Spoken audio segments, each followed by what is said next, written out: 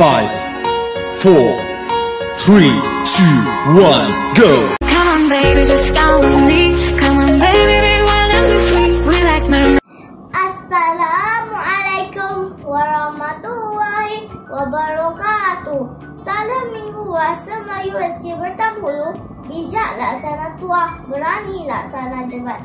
Saya Nur Mara binti Nur Hazizi dari kelas 2 kreatif akan membentangkan satu tajuk tata bahasa yang telah dipelajari dalam kelas secara terperinci, iaitu kata nama am dan kata nama khas.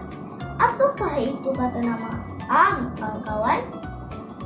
Kata nama am merujuk kepada sesuatu yang umum dan ditulis dengan huruf kecil kecuali di awal ayat. Kata nama am terbahagi kepada dua, iaitu kata nama am hidup, iaitu manusia, haiwan, tumbuhan, dan kata nama am tidak hidup seperti benda dan tempat. Antara contoh kata nama am manusia ialah ibu, ayah, doktor, nenek, pakcik.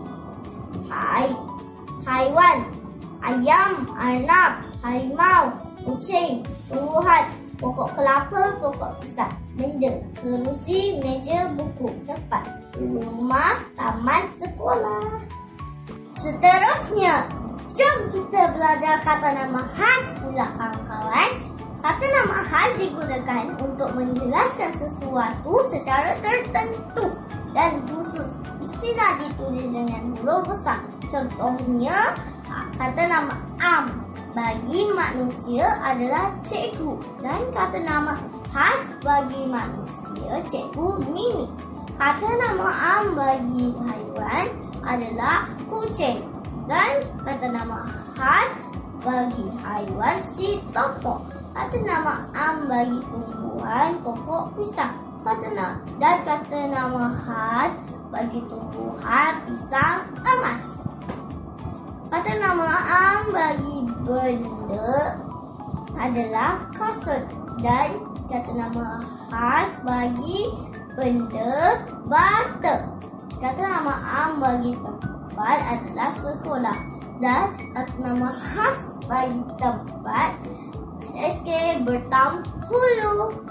Contoh ayat kata nama am, huruf besar di awal ayat dan huruf kecil untuk sambungan ayat. Contohnya adalah seperti ayah membeli roti di kedai. Contoh ayat kata nama khas mesti ditulis dengan huruf besar pada awal huruf. Sebagai contoh, Doktor Hana sedang merawat pesakit. Itu sahajalah yang hendak saya sampaikan berkenaan kata nama am dan kata nama khas. Sekian, terima kasih. Salam Minggu Bahasa Melayu. Bye!